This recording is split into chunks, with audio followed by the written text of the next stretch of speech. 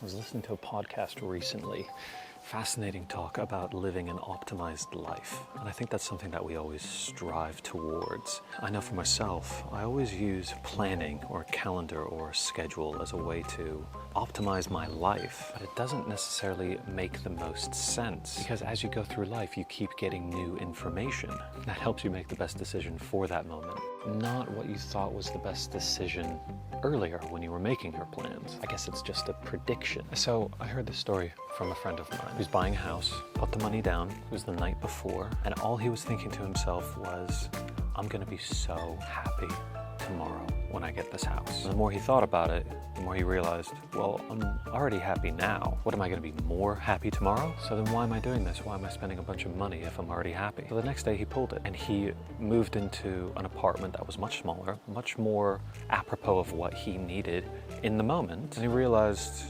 this is actually making me a lot happier. And in this flat, there was no obstacles, all the bills were included, it was nice, it was quiet. He was saying it wasn't suited to him perfectly, but it also didn't get in his way. There wasn't massive overheads, there wasn't a litany of to-do lists associated with this property like there was for the other one. And so there's some symbolism here. And using that as a metaphor for how we extrapolate that into life, it made me wonder, okay, how many things in my life am I not optimizing for? Of course, it depends on where you draw the line, right? Your romantic relationships, your family, work, career. The question I'm asking myself is, what is worth optimizing and what is worth just saying it's good enough? And so there's this new spectrum evolving in my mind of ways to live your life.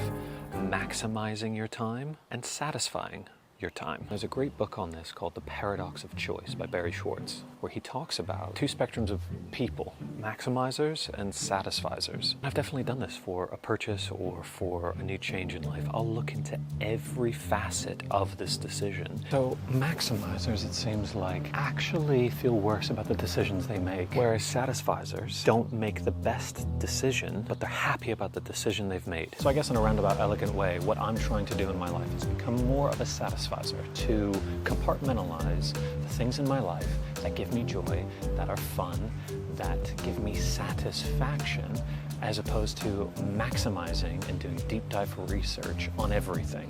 To instead make a decision on something that I like, that I'm not going to regret down the road. It may not be the most optimal decision, and I haven't done the most research into it, but I'm happy about my decision. I definitely feel that way about moving to Paris.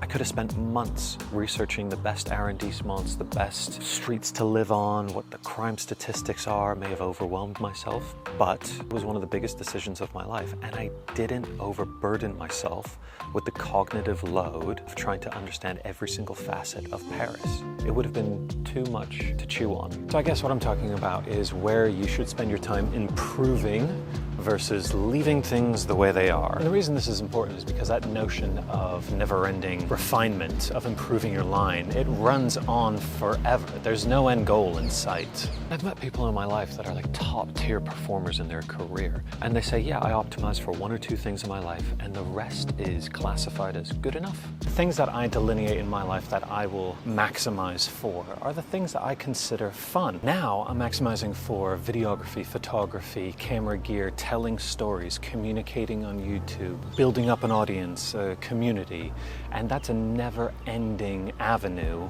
of learning. And that's what I want to maximize my efforts for. Being comfortable on YouTube, being comfortable on a camera, that's something that is always going to be difficult for me and something that I'm constantly going to have to put myself outside of my comfort zone. But that's fun. And I've done this multiple times in my life. I usually geek out on something really hard. When I was a kid, it was drawing and art, and utensils and paintings. My teens and early 20s, it was music and playing drums, audio gear, recording, drum lights, the whole production of creating a show. Now, I'm trying to maximize for cameras and photography and learning about videography and telling stories. But I guess the point I'm trying to make in all of this waffle, if you've stuck around this far along in the video, is that done is better than perfect. That's something that I am wholeheartedly subscribing to for the rest of my life. This idea is true that perfectionism is procrastination in a fancy suit. The ability to say that's good enough in something you're creating is such a superpower. And the main reason of why I'm doing this is that I've come to the realization that nobody cares what you're not good at. And I guess you call it publicly or amongst friends or colleagues, you're going to be known for one or two things that you're really good at, and the rest of it, forget it. People will not know you for the things that you're not good at, so let it go. So I guess within the context of this YouTube channel, what I don't want is open loops, open edits, open stories that haven't been finalized. The process for me to come up with an idea that I think is possibly interesting and then just immediately start creating it and hitting publish, that in repetition over time is where I'm going to find the joy, the craft, and the satisfaction not only of executing on an idea, but getting your feedback, getting the community's comments, your feedback, where you'd like to see me take this channel. If you want to see more of Paris, if you want to see more of my work life, more of my personal life, of course, like, this isn't a one-way conversation. This is a two-way channel of communication. If you want to boil it down to success, those are always the most popular channels, the ones that have a very deep audience that subscribes to your way of viewing life. So one thing I want to be doing more of is letting good enough be enough. So I'm trying to make fast, hopefully reversible decisions quick. If there's a way to Control Z and, undo what I've just done, great. Then I can make decisions quickly. If the decision I'm about to make is reversible, I'll default to speed over every other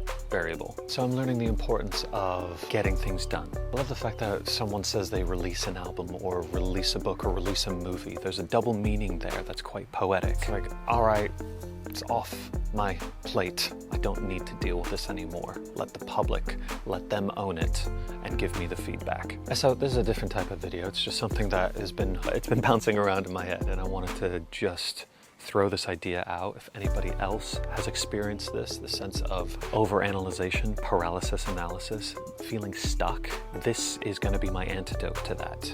As always, this video, give it a like, give it a comment, and if you'd love to subscribe, that's always appreciated. Peace. Chat to you guys soon.